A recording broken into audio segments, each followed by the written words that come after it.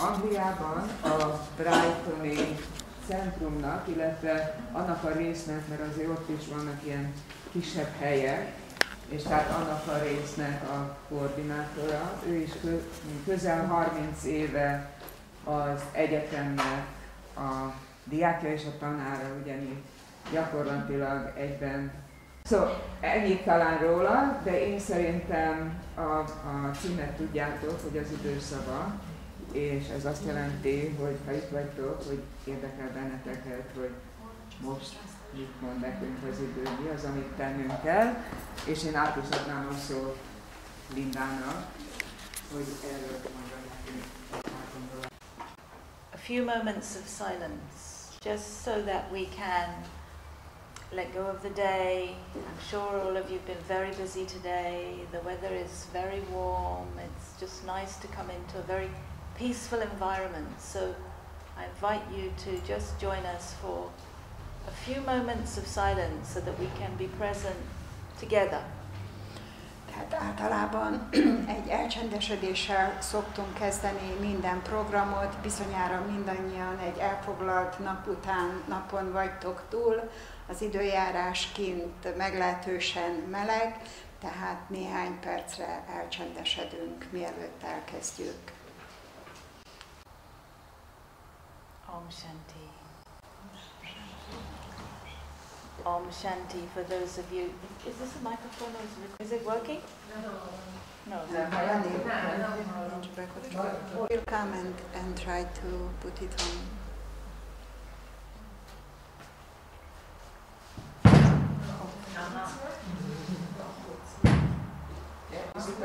Om Shanti. It's working? You have to put in the center, otherwise it's quite small. Here? Is this better? Most hallani?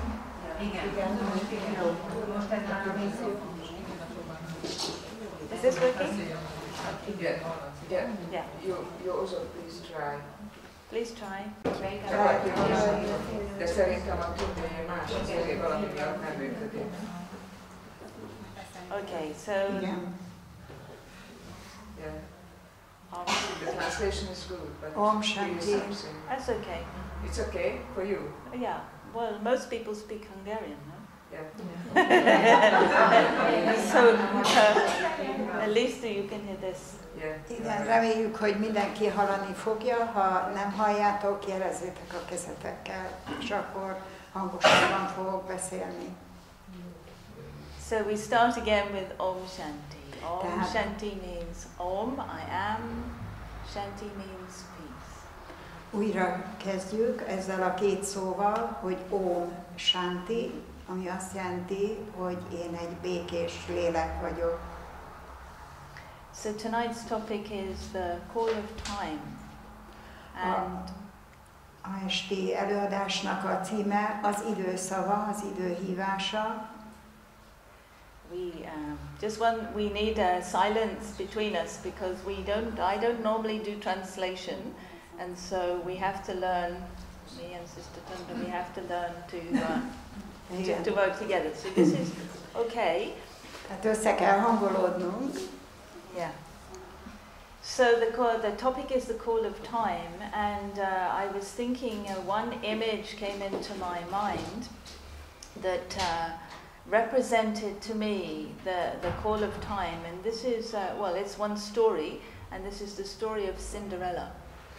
Tehát az idő hívásával kapcsolatban egy történet jelent meg előttem, és ennek a történetnek a címe a Csipke Rózsika. Everyone knows the story of Cinderella. Azt hiszem, mindannyian ismeritek ezt a történetet. So Cinderella could go to the ball and she could dance with the prince, but she had to be out of there by midnight, otherwise the coach would turn back into a pumpkin and the horses would change back into mouse. Tehát ez a történet, elnézést, ez a hamupipőke története, ami arról szól, hogy amikor elment táncolni a herceggel, éjfél előtt vissza kellett térnie, mert különben valami varázslat történt volna vele.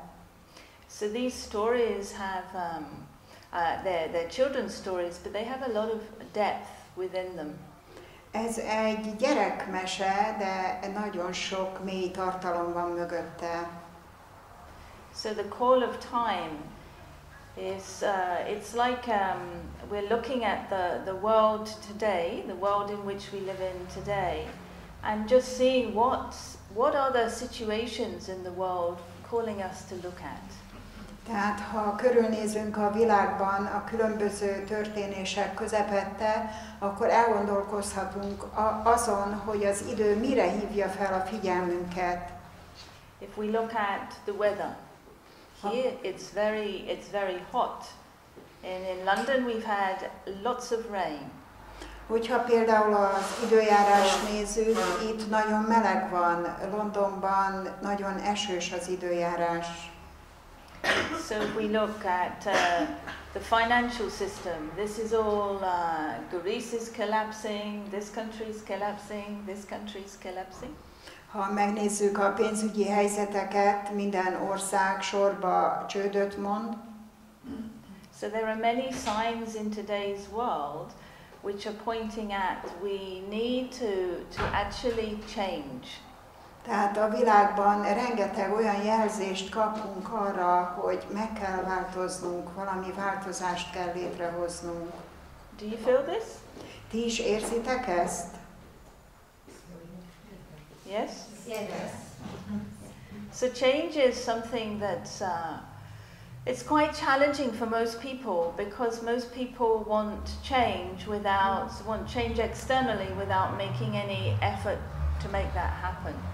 Általában a változás sok ember számára egy kihívás, mert többnyire egy külső változásra gondolnak, nem kapcsolják össze egy belső erőfeszítéssel. And there's a saying in English that says, if you always do what you've always done, you'll always get what you've always got. Az angolban van egy olyan mondás, hogy ha mindig azt tesszük, amit már megtettünk, akkor mindig ugyanazt fogjuk csak megkapni. So I feel that the world is, on the one side, it's sort of going in a way that is causing a lot of people to feel very sad, to be very heavy, to feel quite depressed. Ha körülnézünk a világban, nagyon sok emberben a szomorúság érzése, a depresszió van. And depression is one of the fastest growing diseases in today's world. És a mai világban a depresszió az egyik legelterjedtebb betegséghez vezető dolog. And I think depression comes from the way that we think. It's like we think in a very worldly way, and I think the change now has to come. We have to look at things on a more deeper level and look at values. What are our true values? A depresszió többnyire a gondolkodásmódunkból fakad, és hogyha ezt el akarjuk kerülni, akkor egyre inkább az értékeinkre kell odafigyelni. And start to learn how to use values in life, that we do the same thing, but we're using a different method. Külön meg kell tanulnunk azt, hogy bár ugyanazt a dolgot használjuk az életünkben, de egy különböző módszerrel közelítjük, más gondolkodásmóddal. In the 1930s, the founder of the Brahma Kumaris, which is this man here, whose name is Brahma, he had a vision of today's world, and he also had a vision of a future world, which is to come. A 30-as években egyetemünk alapítója, akinek a képét a falon látjátok, Brahmának látomásai voltak a mostani világról és arról a világról, ami a jövőben vár ránk. So in the 1930s in India, because he was in northwest India, life was very, very different. Life was much slower, hardly anyone had a car, mobile phones weren't invented, computers weren't invented, internet wasn't invented, There were some aeroplanes, but people didn't travel the way that they travel today. So life was very, very different in the 30s. Tehát a 30-as években Indiában az élet teljesen más volt, sokkal lassabb volt, főleg Észak-Nyugat-Indiában, ahol ő is élt, nem volt még komputer, nem voltak mobiltelefonok, tehát az egész élet teljesen más volt. So the vision he had of today's world was of brother fighting brother, of stockpiling food and people going hungry, of the elements of nature all in turmoil. Tehát a mai világot látva a különböző problémákat, hogy az élelmiszer kevés, az emberek harcolnak egymással, tehát mindez, ami a mai világra jellemző. And he also had a vision for a future world where people were living with love and harmony, with respect, with regard, with a sense of peace. De ugyanakkor neki látomása volt a jövő világáról is, ahol az emberek szeretetben, harmóniában, teljes békességben éltek egymással. And he had this vision. In this vision, he had the remit to be able to. You have to create this world. You have to make this happen. This world where people are living with harmony and respect. És amikor ez a látomása volt, megerősödött benne az az érzés, hogy igen, ezt a világot létre lehet hozni, és az emberek élhetnek egymás között ilyen körülményekkel. So he had no rule book, no guidebook, no map to be able to do this. He just had the thought, you have to do it. Nem volt semmilyen útbaigazítás, nem állt könyv rendelkezésére, nem volt térkép, hogy mihez, hogyan kezdjen. Egyszerűen csak azt érezte, hogy igen, ezt meg kell tenni. And even in today's world, if we look at today's politicians, they also have a kind of thought that we should make a world that's better than what it is today. Ha körülnézünk a világban, a politikusoknak is van olyan gondolatuk, hogy igen, a világot valamilyen módon jobbá kellene tenni. But his thought was to be able to, if we're going to create something that's going to be lasting, it has to be through a new method. It has to be from a new perspective. És az ő elképzelése az volt, hogy igen, ha valami újat akarunk teremteni, akkor ezt egy új módszerrel meg kell tudnunk tenni. So the first thing he did, one of the first things he did, was his thought was that to make this world happen, we need to have love. First of all, we need to have love, and it needs to be the love that comes from the female, that comes from the mother. Az első gondolata az volt, hogy igen, ennek a megtételéhez elsősorban a szeretetre van szükség, és egy anyai szeretetre. So he took everyone's consciousness from the head, from just thinking, from the head, actually down to the heart. És mindenkit arra késztetett, hogy a gondolkodással a szívet is meg tudják érinteni. And so he with a small group of people, maybe about 100 people, started to really connect with what was going on inside the heart. És egy kis szűk, néhány százfős csoporttal arra törekedtek, hogy azt figyeljék, hogy igen, mi megy végbe a szívben. Because what lives in our heart are our true values of honesty and sweetness and kindness and love and peace. All of these qualities are what lives in our heart.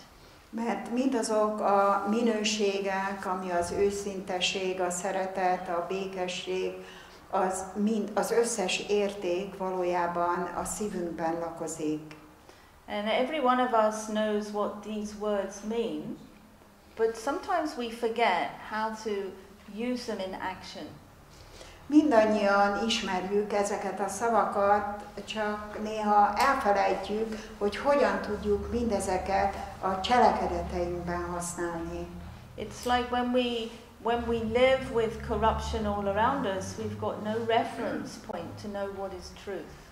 Mert hogyha a korrupció világában élünk, akkor elfelejtjük azt a referencia pontot, amihez kapcsolódhatnánk. So on the external level, changes have been happening in a very subtle way that we've been drawn into buying into the spending money and buying and accumulating things on the physical level. Tehát a külső vonatkozásban a világban felhalmozzuk a pénzt, költünk arra, hogy kívülről jobban éljünk. But no matter how beautiful someone is on the external level, if they're not beautiful inside, then that beauty doesn't really shine. De valójában hiába van valakiben meg ez a külső ragyogás, hogyha ez nem társul egy belső ragyogással, akkor ez nem igazán olyan értékes. Every year I go to India, and when I go to the villages where people are living in quite poor conditions, when I see the people there, they have such a sense of pride that they invite you into their little mud huts, and you know they sweep even the floor, they sweep the dirt of the floor just because to keep it clean. You know, there is that sense of pride. Tehát én minden évben elutazom Indiába, és amikor elmegyek a vidéki helyekre, ahol az emberek nagyon szegények, mégis meg tudom tapasztalni az ő tiszta büszkeségüket, hogyha még egy sárból készült kunyhóban is vannak, azt a helyet, ahová a földön leülnek, kitisztítják. And even when you see the small children, they playing with sticks and stones that I've just found on the wayside, they are all laughing with happiness. És ha elnézzük ezeket a kisgyerekeket, akik egy bottal vagy kővel eljátszanak, mégis boldogság látszik rajtuk. And sometimes, you know, when I see this scene, I ask myself, what is true poverty? Amikor ilyen jeleneteket látok, igazából megkérdezem magamtól, hogy valójában mi az igazi nyomor. On one level they have nothing, but on another level they are in happiness. Az egyik oldalon semmiük sincs, de a másik oldalon mégis rendelkeznek a boldogsággal. I find this, when I see these scenes, I find these very humbling. És amikor ezt látom, akkor azt érzem, hogy ez az alázatból fakad. And you know, we have enough in this world for everyone, but some of us choose not to share it. We have enough in this world for everyone, but we choose not to share. Tehát a világból valójában nagyon sok mindennel rendelkezünk mi is, de mégsem tudjuk megosztani ezt egymással. And this kind of consciousness has made our hearts kind of shrink. És valójában ez a tudatosság, a nem megosztás tudatossága teszi a szívünket nagyon zsugorivá vagy szűkké. So Brahma, the founder of the Brahma Kumaris, he recognized, you know, within this change that this vision that he had of creating this world, he had these thoughts to be able to, whatever comes, we have to share it. We have to share it. És Brahmának, a Brahma Kumaris megalapítójának egy olyan gondolata volt, hogy igen, nagyon fontos a megosztás egymás között. And any of you that have been to this place before, this room before, this house before, you will know that you never leave here without a little sweet or a little gift. És mindannyian, akik már ilyen helyekre ellátogattatok, vagy akár ide is, tudjátok, hogy valamilyen édességet, vagy valami kis ajándékot mindig kaptok, mielőtt elmentek. And this is one of the principles he taught in the very early days, which every center around the world follows this. Whenever we have a gathering, always people leave with something sweet, a little sweet, and a little card with some empowering, uplifting words on it. És ezt a szokást valójában a világon az összes centrum átvette, hogy valamiféle kis édességet, kedvességet megosszunk egymással.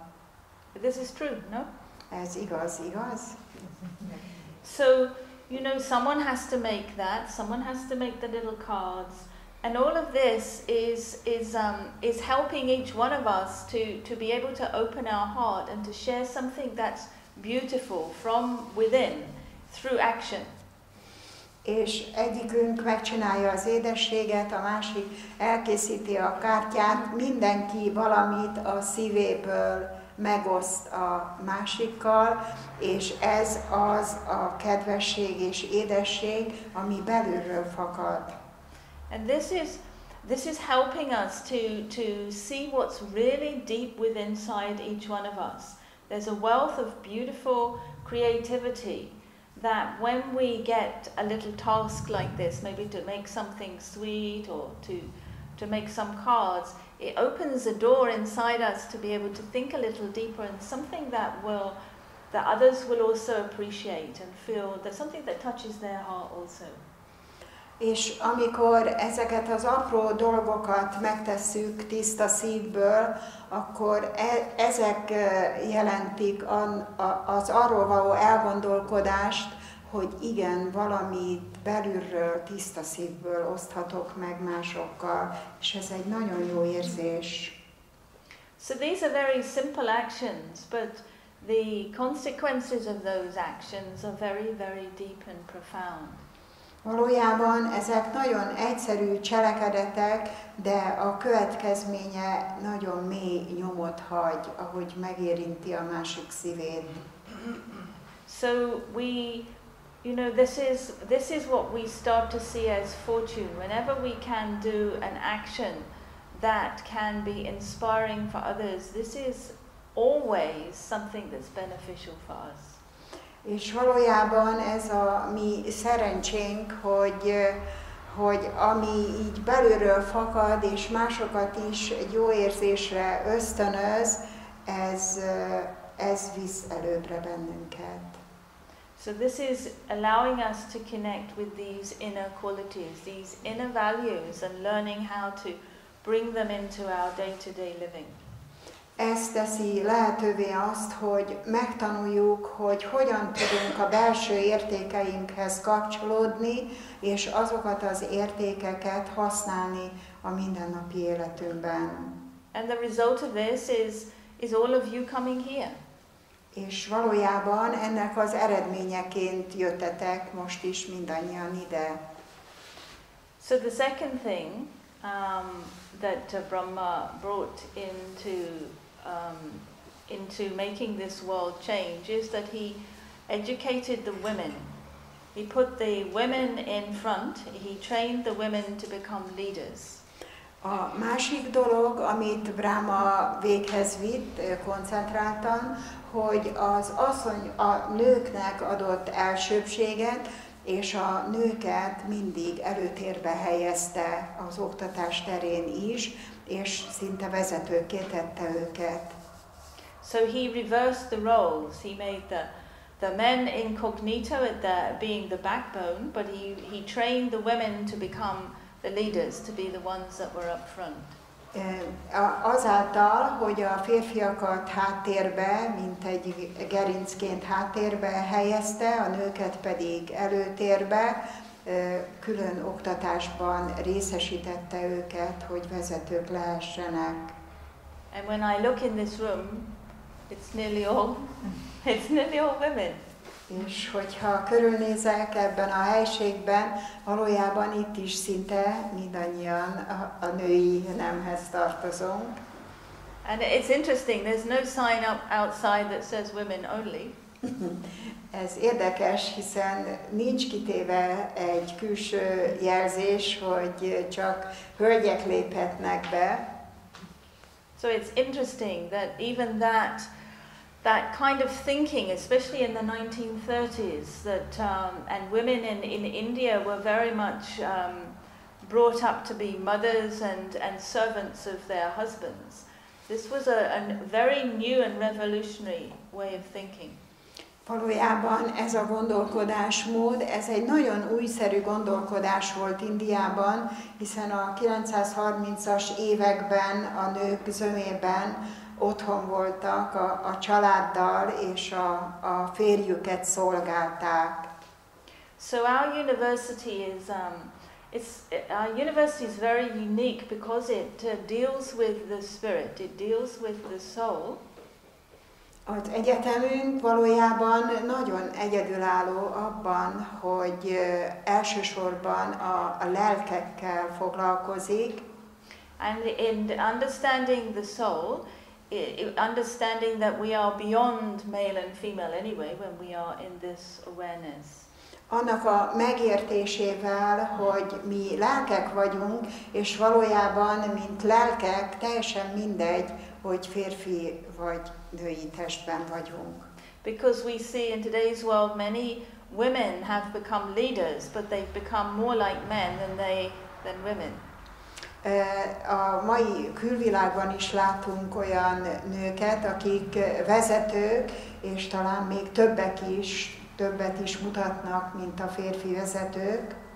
So his vision was about this, that the love was the love from a mother. The mother's love is unconditional, is it not? For those mothers that are here. Brahma elképzeléseiben is azért az anyai szeretet élt, mert az anyai szeretet az, ami legkevésbé köti a szeretetét feltételhez. There's no school to learn how to be a mother. You just become a mother and you get on with it.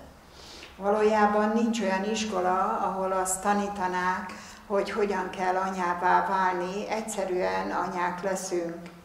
But the mother has the qualities of surrender, that she will surrender to the child. If the child needs something, then the mother will surrender to that and put herself at the back and the child in the front.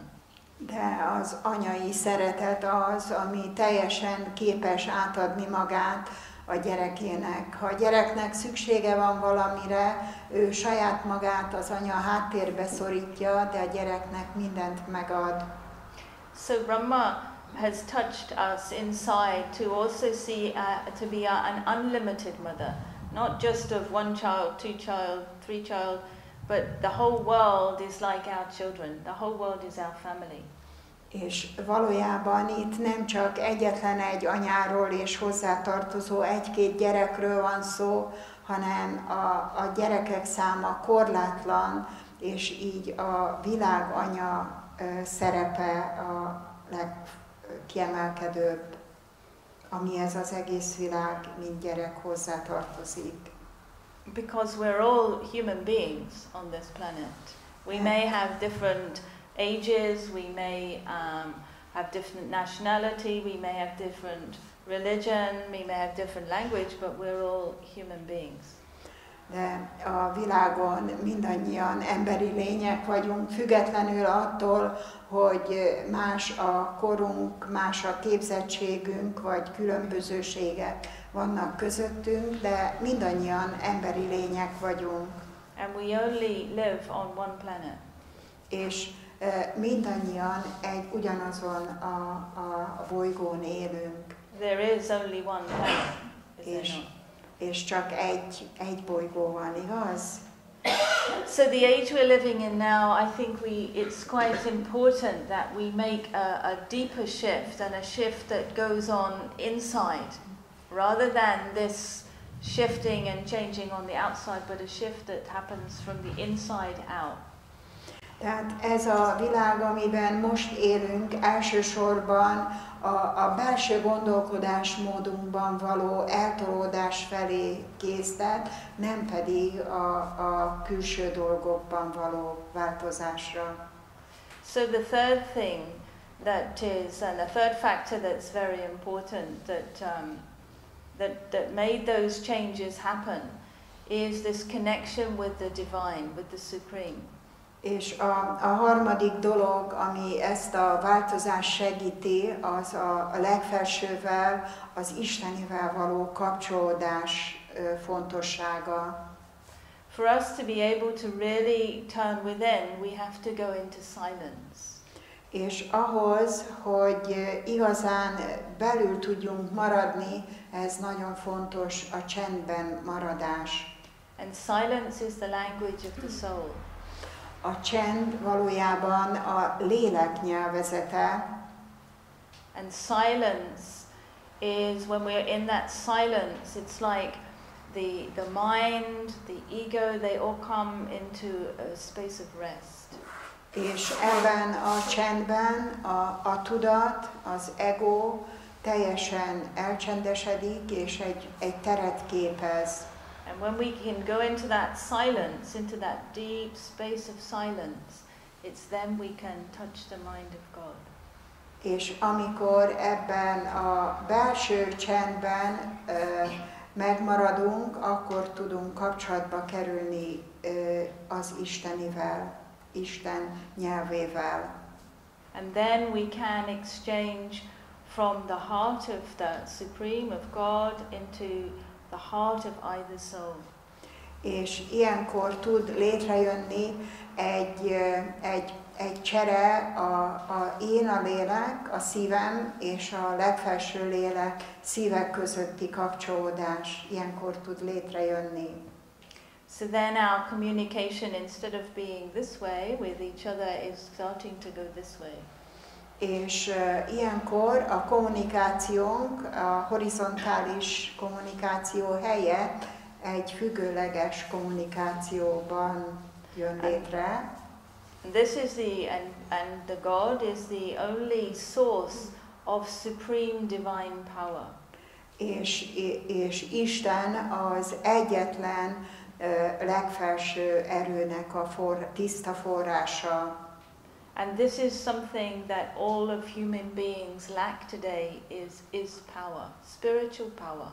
És valójában a mai világban ez a szellemi erő az, aminek a legtöbb ember a hiányát tapasztalja. Some people in the world think that power comes from money, but I think most of you have realized that money is not the answer to everything. Sokan gondolják úgy a világban, hogy a pénz hatalom és a pénzből jön az erő, de ez nem igazán így működik. You know, when we make a decision, like traditionally in the UK, when it's the end of the year, people start to think about to make a resolution for the next year. They think about to make some change or to give something up. Angliában egy hagyomány az év végén, hogy az emberek összegyűlnek és megpróbálják feloldani mindazokat a feszültségeket, amik az elmúlt évben voltak. And usually that decision lasts for 1, 2, 3, 4, 5 days. De ez a döntés vagy elhatározás, ez körülbelül 4-5-6 napig tart. So this is why, because we lack power. We lack an inner willpower. És ez azért van, mert hiányzik az akaraterőnk, hogy tovább tudnánk a fogadalmunkat tartani. So we have the right thoughts, we make the right decision, but we don't have the power to back it up. Megvan a helyes gondolatunk, meghozzuk a döntést is, csak nincs elég erőnk és kitartásunk a véghezvitelhez.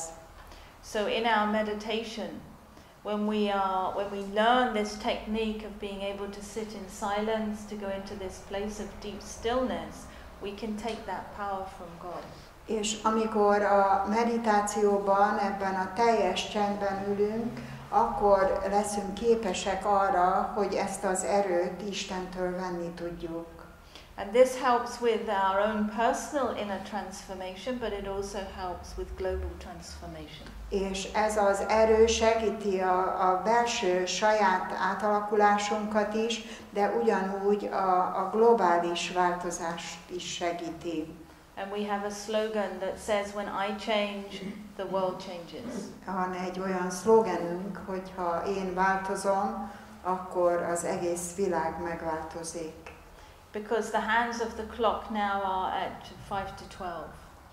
Mert az óra mutatója most 12 előtt 5 percre mutat. So it's time now to think a little bit more deeply that the illusions of money and all of these things, when they collapse, what will we be left with? Tehát itt az ideje annak, hogy elgondolkodjunk azon, hogy ha a teljes összeomlás létrejön, akkor milyen helyzetben maradok. Because we will be faced to be able to use different resources for survival. Mert ahhoz, hogy ebben a helyzetben túlélők legyünk, különböző módszereket kell alkalmaznunk. And I feel more and more people are opening their eyes to see this is a reality now. És én úgy érzem, hogy egyre több ember látja ezt reálisan. So on the one hand, things are collapsing, but on the other hand, we have a new vision now. We have a vision of a better world. Mert egyik oldalon jelen van az összeomlás, de ugyanakkor a másik oldalon ott van bennünk a jobb világnak a látásmódja is. And when we get chance, some of us get chance to go to India, to the headquarters of the Brahma Kumaris, where sometimes there's 20,000 people living together. Okay, it's not for years and years, but we're living together in a relatively small place. And just to watch and observe how everyone uses these values in their way of living with each other, with harmony. És Indiában körülbelül 20 000 ember, időnként körülbelül 20 000 ember él együtt, és mindannyian láthatjuk azt, hogy ezek az értékek megvalósíthatják a harmóniában való együttélést. Because we are looking at what's happening to us on the inside, not what's going on the outside. We can see that with our eyes, but we're looking at what's happening inside our own head, what's happening in our thoughts.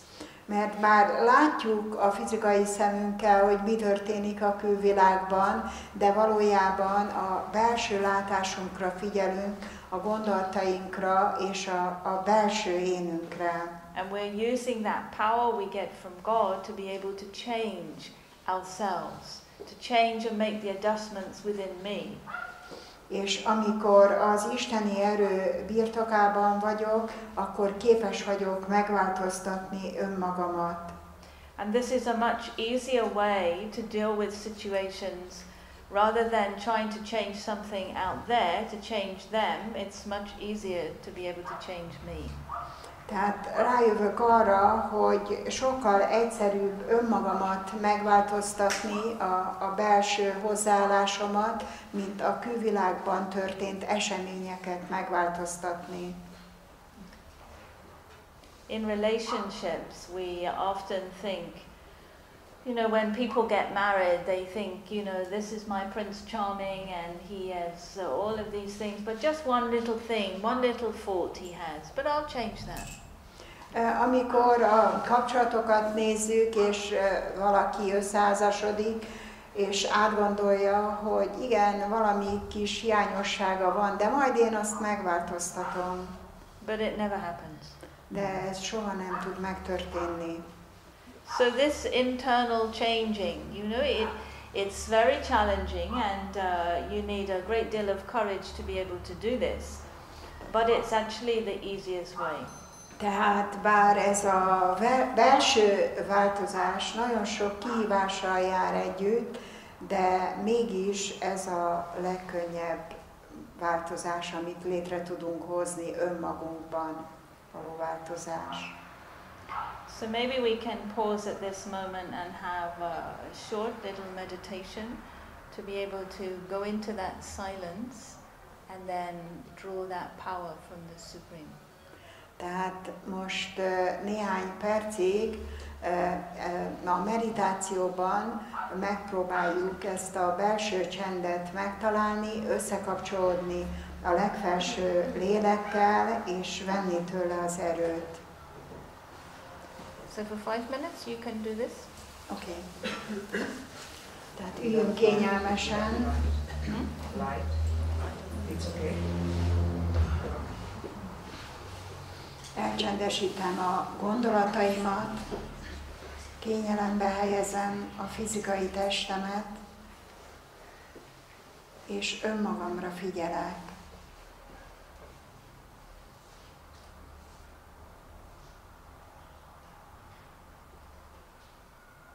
Amint elkezdem figyelni önmagam, észreveszem, hogy a gondolataim elcsendesednek, és elcsitulnak. Ebben a belső csendben olyan érzésem van, hogy a béke forrásánál ülök, és hagyom, hogy a békesség rezgései átjárják az egész lényemet.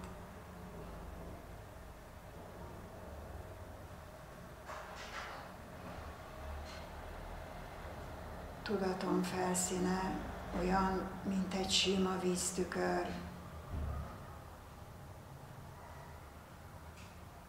Nem háborgatják haszontalan gondolatok. Én a lélek, függetlenül a fizikai testemtől létezem.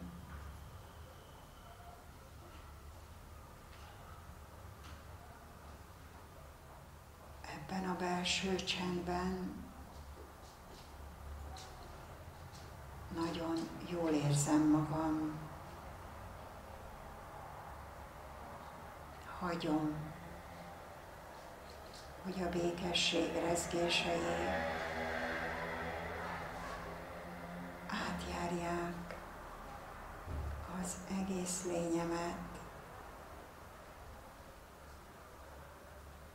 Megtapasztalom,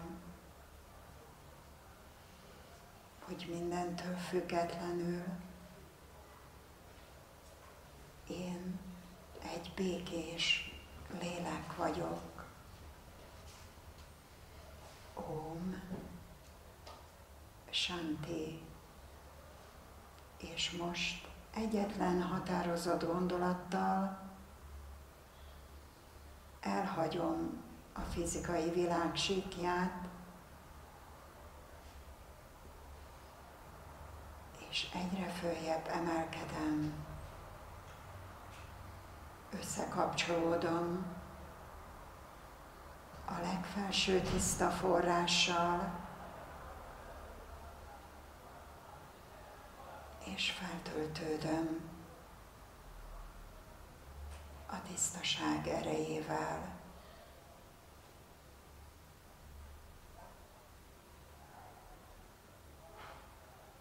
Hagyom, hogy a tisztaság rezgései átmossák az egész lényemet. Elmerülök ebben a feltétel nélküli szeretetben,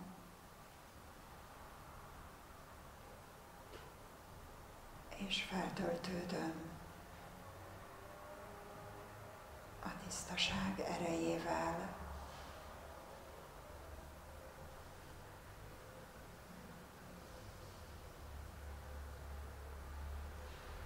Megőrzöm ezt a tapasztalatot,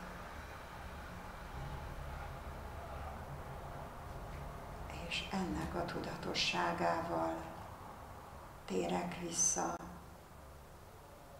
a fizikai kosztümömhöz, hogy én egy békés, szeretetteljes lélek vagyok.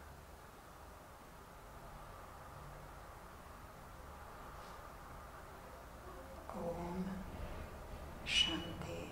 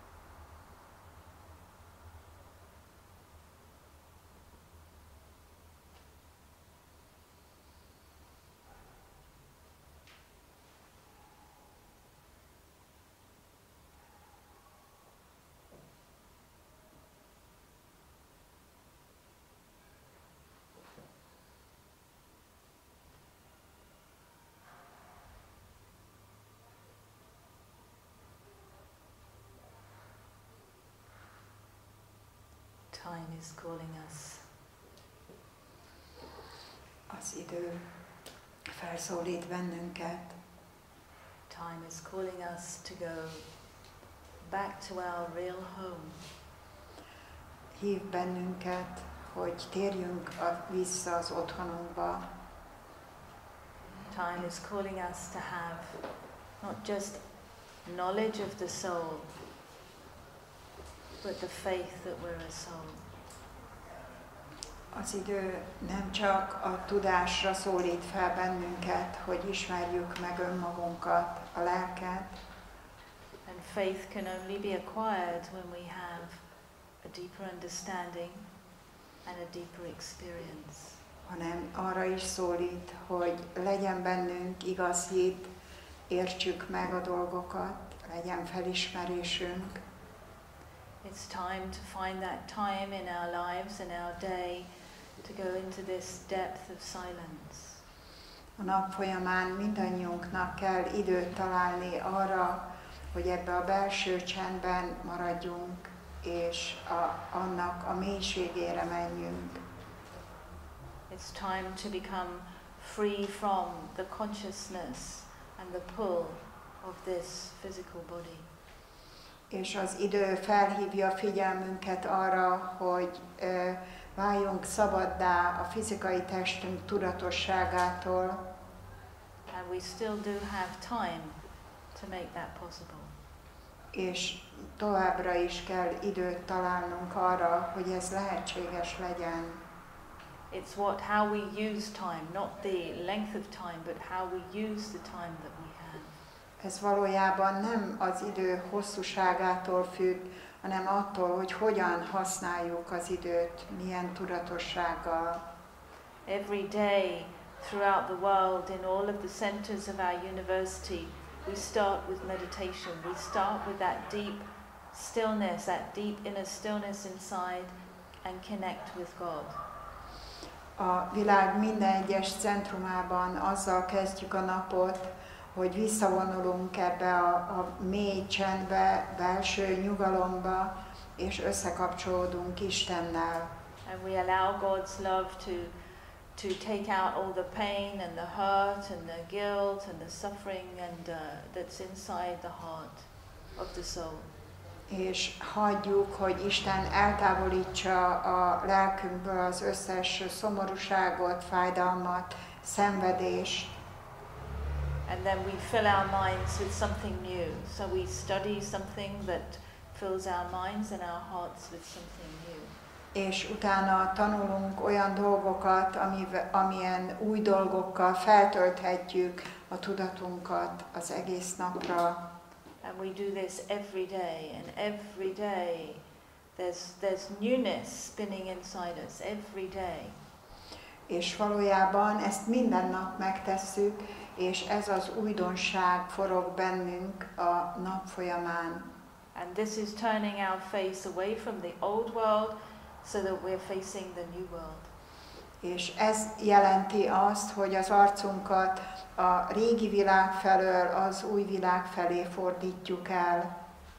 So when the time comes that we are to go home, that we will be ready to be able to embrace the new world. És amikor eljön az ideje annak, hogy az otthonunkba, a lélek otthonába haza kell térnünk, akkor képesek leszünk az új világot magunkhoz ölelni. And this is being shared with all the people of the world. És valójában ezt megosztjuk a világ minden emberével. It's time now. Ennek az időszaka van most. So I don't know if there are any questions. Van esetleg valamilyen kérdésetek?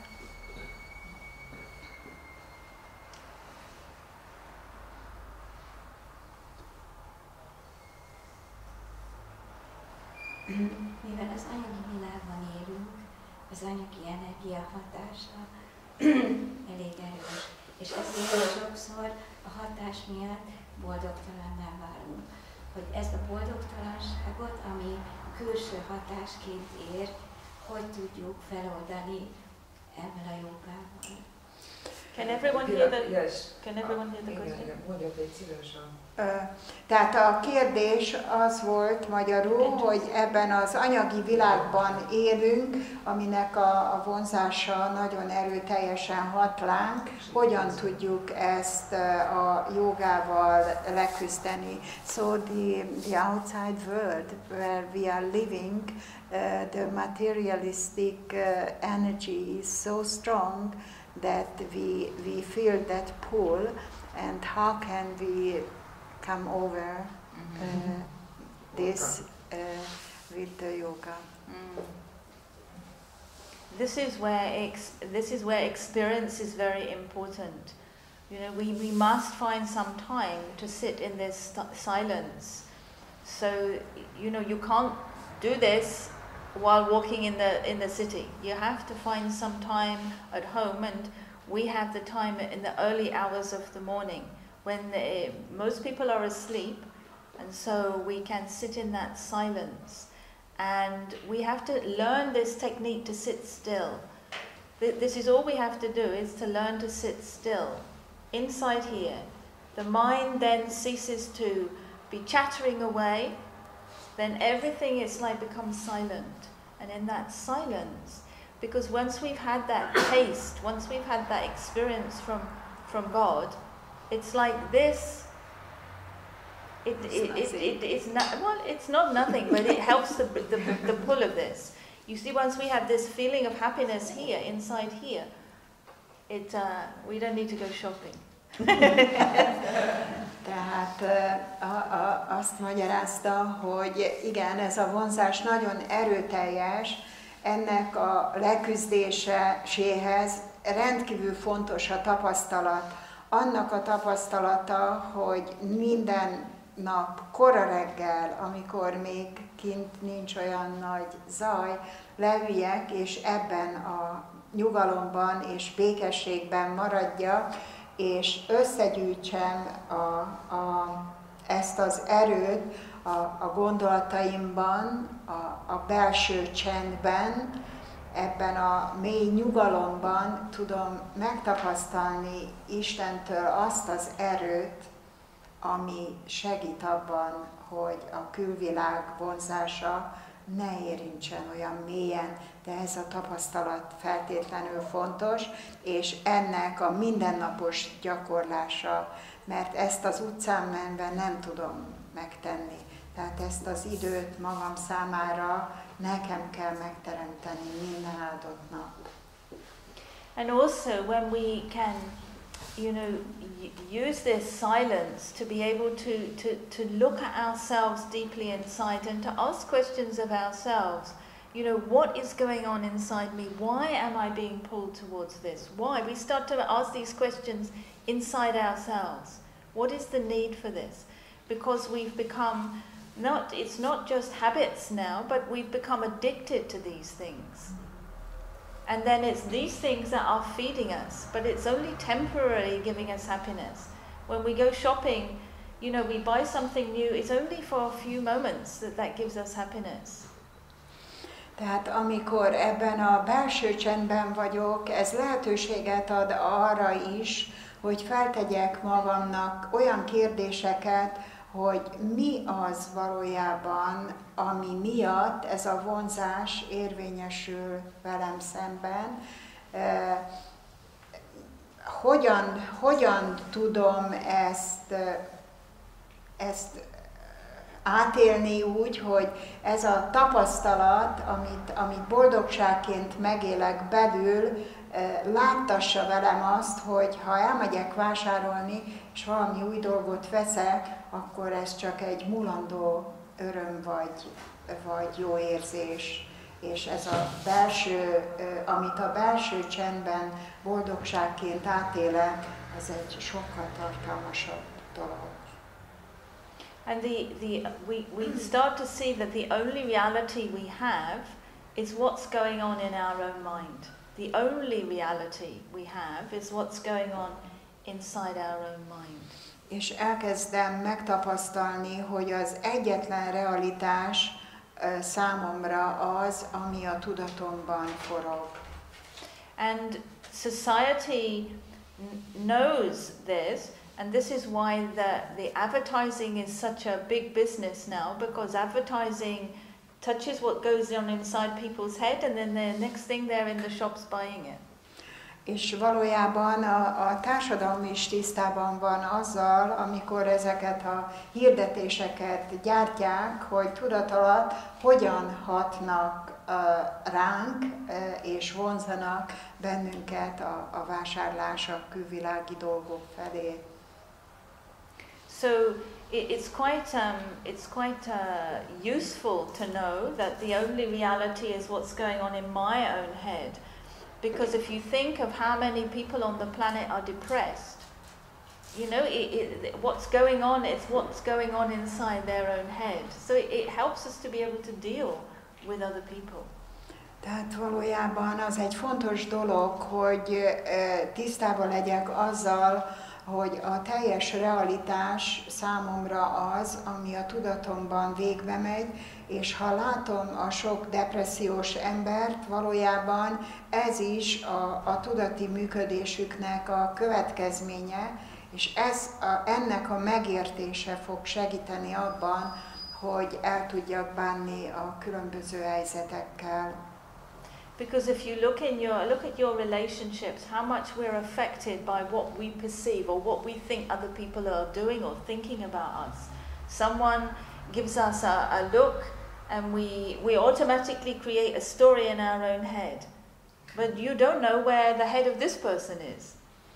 Tehát a kapcsolatainkban, ahogyan érzékeljük másokat, valójában ez hat a saját tudatunkra is, és sokszor nem is vagyunk ezzel teljesen tisztában, hogy ő benne mi zajlik ugyanakkor.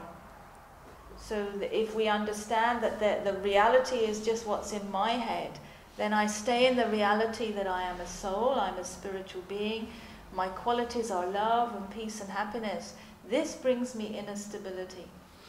A belső stabilitásunkat valójában azzal tudjuk megteremteni, hogyha megértettük azt, hogy a realitás, a valóság számomra az, ami a tudatomban végbe megy, és hogyha önmagamat egy léleknek tekintem, és a lélek minőségét érzékelem, akkor ez megóvja a stabilitásomat, ezáltal megőrzöm a belső stabilitásomat.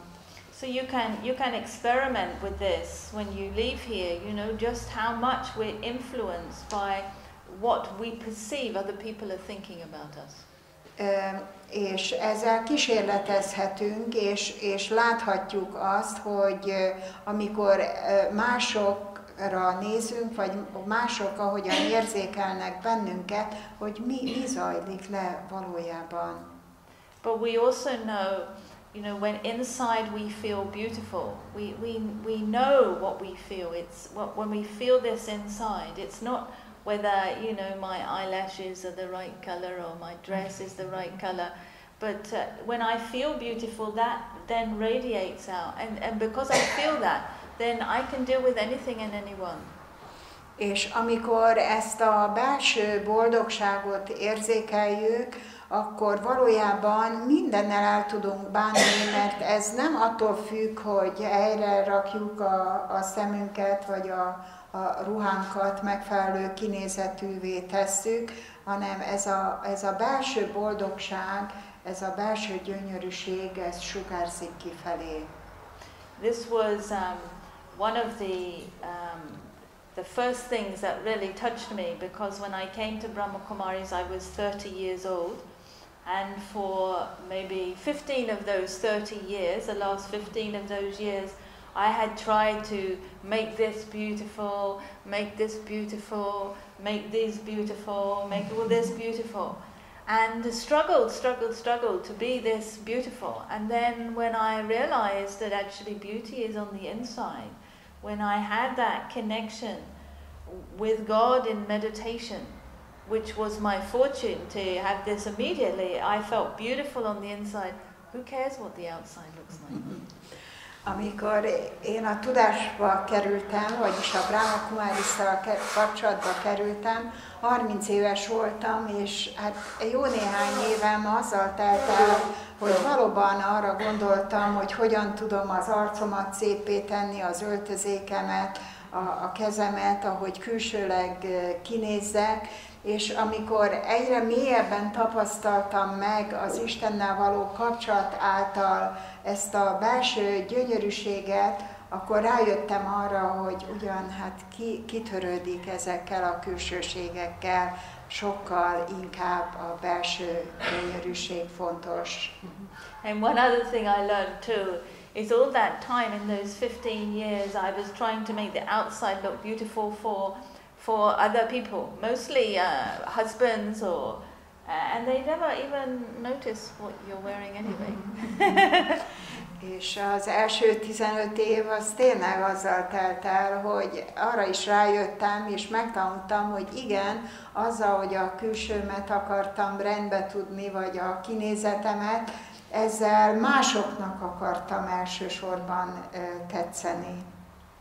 So we all know when we feel beautiful from the inside. Everyone knows when they feel beautiful from the inside, and it's not to do with what looks like on the outside. És ezzel mindannyian tisztában vagyunk, hogy egy egészen különlegesen más érzés a belső gyönyörűség tapasztalata, mint az, hogy kívülről éppen hogyan nézünk ki. So the more we dissolve the layers around us of who we're not, then the more our happiness increases and the more our self-respect increases. És amikor ezektől a külsőségektől egyre jobban el tudunk tekinteni, akkor jövünk rá arra, hogy ez a belső dolog mennyivel tartalmasabb, és visszaadja a tiszteltünket, a önbecsülésünket. So I think the call of time now is for us to become real, to surrender the ego, to surrender our attachments.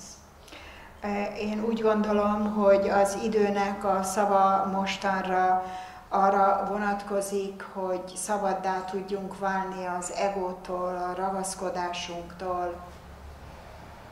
We have a song in English which is be who you were born to be. Van egy olyan angol ének, ami arról szól, hogy legyél az, akinek születtél, ha jól And I think this is what time is calling us to do now. És úgy gondolom, hogy az idő szava mostanra erre is vonatkozik, hogy váljunk azokká, legyünk azok, akinek születtünk. And if you have the courage to do this, you will be amazed at what magical things can happen. És hogyha megvan ez a bátorságunk, akkor el fogunk csodálkozni azon, hogy milyen sok gyönyörű dolog, csodára leszünk képesek. Om Shanti. Shanti.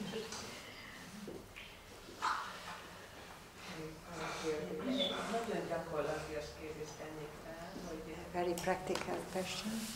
Hogy mennyi időt kell eltöltenünk ilyen meditatív állapotban, hogy ezek a csodálatos eredmények jöjjenek? Hogy mennyi időt kell eltöltenünk ebben a meditatív állapotban, hogy ezek a csodálatos tapasztalatok megszülessenek. How long we should practice this to get those beautiful experiences? How long time we would need to spend in meditation? I think if you're starting in meditation, maybe 10-15 minutes in the morning, 10-15 minutes before you go to sleep, for the rest of your life. Tehát ez körülbelül a reggeli ébredéskor 10-15 perc naponta, esti lefekvés előtt ugyanúgy 10-15 perc, mint addig, amíg élünk. De a kérdés arra irányul, hogy azokat a gyönyörű tapasztalatokat, amiket ő most elmondott, azokat mi is ugyanúgy megkapjuk. Tehát nem azt mondta. ez nem időkérdése. Na jó, de...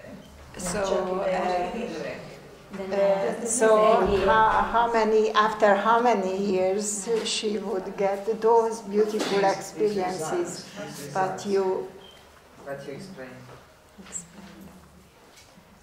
It can be a matter of a second, not years. Valójában ez nem évek kérdése, ez egyetlen másodperc tapasztalat. You know, it starts with little things, and then these little things add up. It's like every day we get some lovely experiences, every single day, because when we turn our thinking around, we start to appreciate. So little things, it's not big things out there, but it's little things, and then these little things, they add up every single day. Tehát ezek valójában pici, apró dolgokkal kezdődnek, és ezek az apró kis tapasztalatok, amiket naponta méltányolunk, azok mindig hozzátevődnek, és ebből lesz a nagy gyönyörűség. But you know, there's a saying that says every journey starts with the first step. So the first step is yours. Tehát van egy olyan mondás is, hogy minden utazás a te első lépéseddel kezdődik. And then God guarantees he'll take the next 99. És Isten garantálja azt, hogy a következő 99 lépést ő fogja megtenni. Ez egy jó megjegyzés. Ez egy big step. Of course. The first step is always the biggest step, because it's the step of courage. Az első lépés a legnehezebb mindig, mert ahhoz igen nagy bátorságra van szükség. Általában az a szokás, hogy vagy csukott szemmel, vagy mantra formájában teremtünk kapcsolatot Istennel. Teljesen szokatlan volt számomra is a nyitott szemmel való meditáció. Mi a funkciója annak, hogy nyitott szemmel teremtünk kapcsolatot a felső lélekkel? She did Is Deacon all here?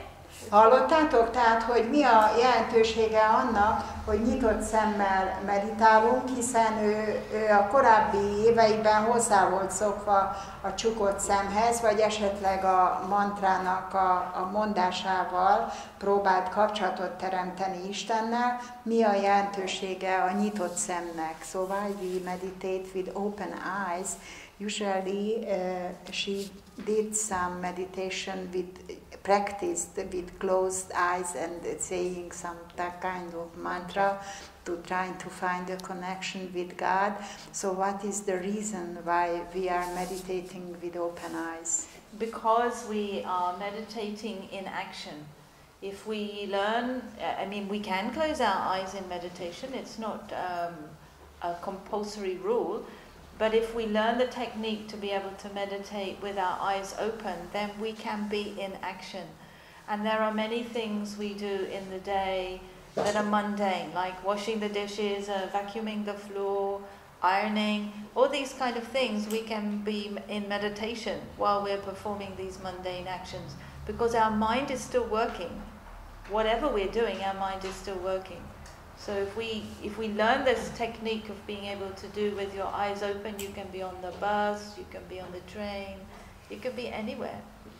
Tehát valójában ez nem egy olyan szigorú kötelezettség, hogy csak nyitott szemmel lehet meditálni, de emögött általában az van, hogy amikor a világi feladatainkat végezzük, a tudatnak akkor is ebben a meditatív állapotban kellene maradnia, tehát ha mosogatunk, porszívózunk, vagy bármit teszünk, amihez a nyitott szemünkre szükség van, és ezért fontos, hogy gyakoroljuk a nyitott szemmel való meditációt, hogy ezt bármilyen cselekedet közben is fent tudjuk tartani, ezt az állapotot. All meditation is useful, but our meditation is about change. Az összes meditáció típusa egy fontos dolog, eredményt hoz, de az a típusú meditáció, amit mi gyakorolunk, az a változás segíti elő. Because this is the call of time now. Mert az idő hívása, most az idő szava erre késztet bennünket, hogy változnunk kell.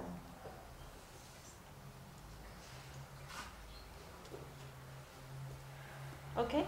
Van még esetleg kérdés?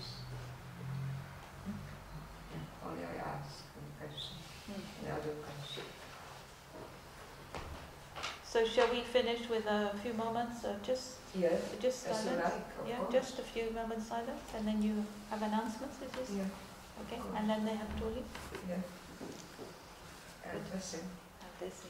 Good. Okay, let's just spend just a few minutes just in silence. No speaking, but you take your mind here and you go inside.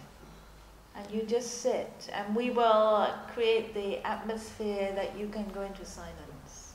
You watch. Tehát most egy csendes, néhány perces meditáció lesz, amikor a tudatunk összes energiáját a homlok középpontjában összpontosítjuk, megpróbálunk ebben a teljes csendben és nyugalomban maradni, hogy az atmoszférát átjárja ez a hangulat.